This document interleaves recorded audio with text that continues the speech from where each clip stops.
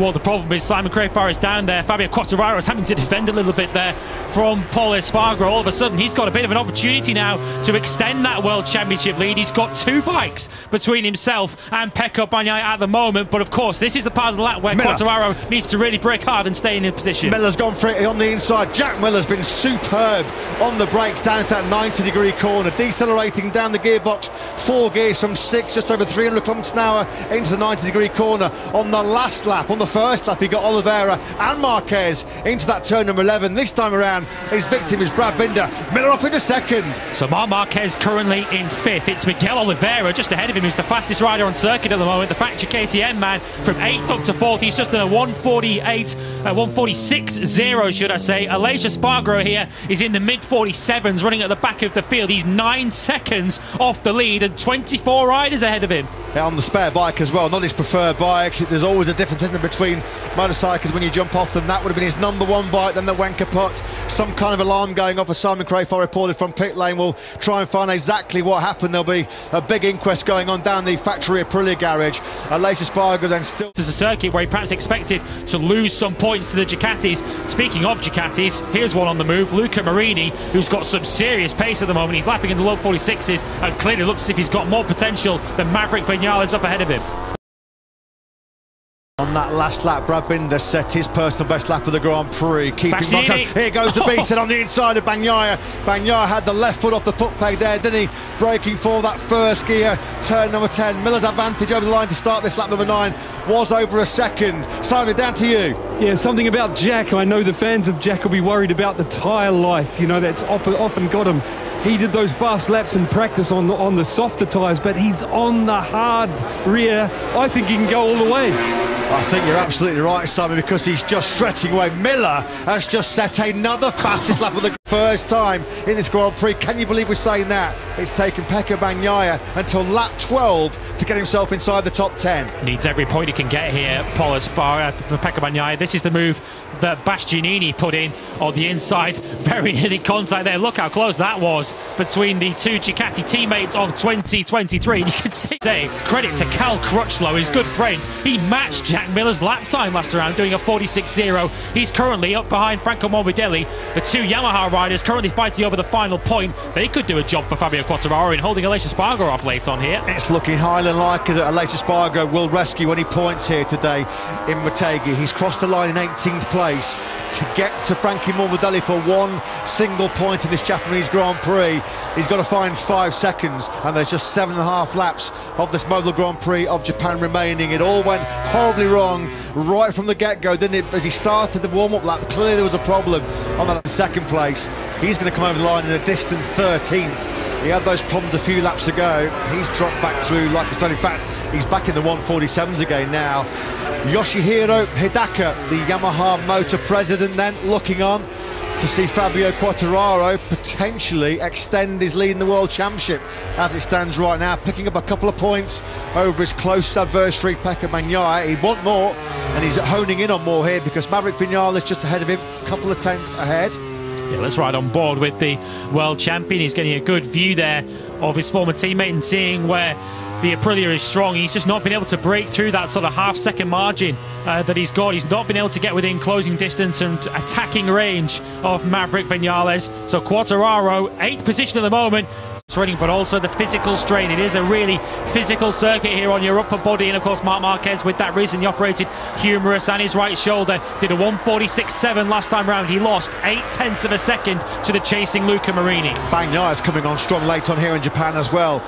He's at the back of that group involving Vinales, Quartararo, Bastianini. He's in 10th place. He's just done a PB lap here. Pecco Bagnaia got down to 145.922, which was quicker than his teammate race leader Jack Miller. So do not rule out Bagnaia, who so often has great late speed, great late race pace. There still may well be a potential 7th place up for grabs here for the Italian. He's got 6 laps to try and make that time up. Aleix Espargaro is fast running out of time to try and score any points. He's doing everything he can. He's going to have to rely on some incidents up ahead of him, we think, because this is Fabio Di Gianantonio that he's up behind on the Grassini Racing Ducati. You can see how close Aleix Espargaro gets under braking there for turn 10. This is for 17th position.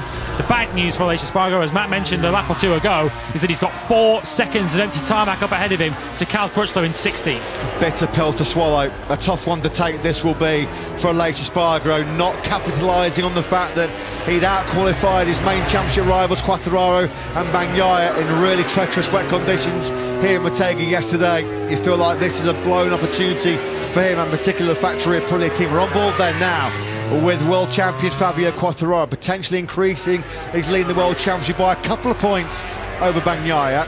Another personal best for Bagnaia. Yeah, a 45-6, got 4 laps and a couple of corners remaining. It will not be easy to pass Enea Bastianini. Of course, the strong point of the Ducati is its braking stability. They're on almost identical machinery here, but Bagnaia by far has got the better speed. Oh, that's lovely. That's brilliant by Pecco Bagnaia. That was a superb move going through that 3rd gear, turn 12. There was nothing that the beast could do about that one. So now he claws back 1 very precious point on Quartararo in this championship charge. And the Yamaha team will surely now be telling Fabio Quartararo that the next race, of course, over 1,000 days since his last pole here back in 2019.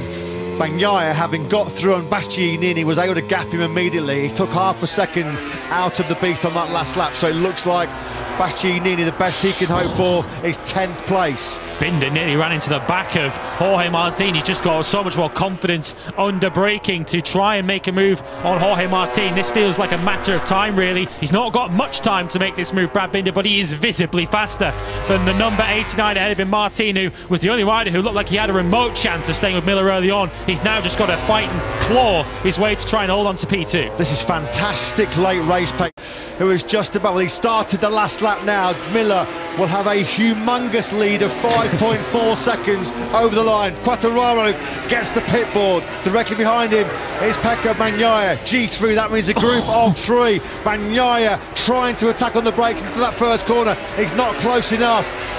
Quartararo is good on the brakes, so Bagnaia really will want to use the straight line speed. Yeah, Binder has got through on Martin, then he's got that 2nd place. We knew the move was going to come. He's just kept that better tyre life. Oh no! Pecco Bagnaia's crashed! Can you believe it? What an error by Pecco Bagnaia. Head in hands for the Italian on the last lap.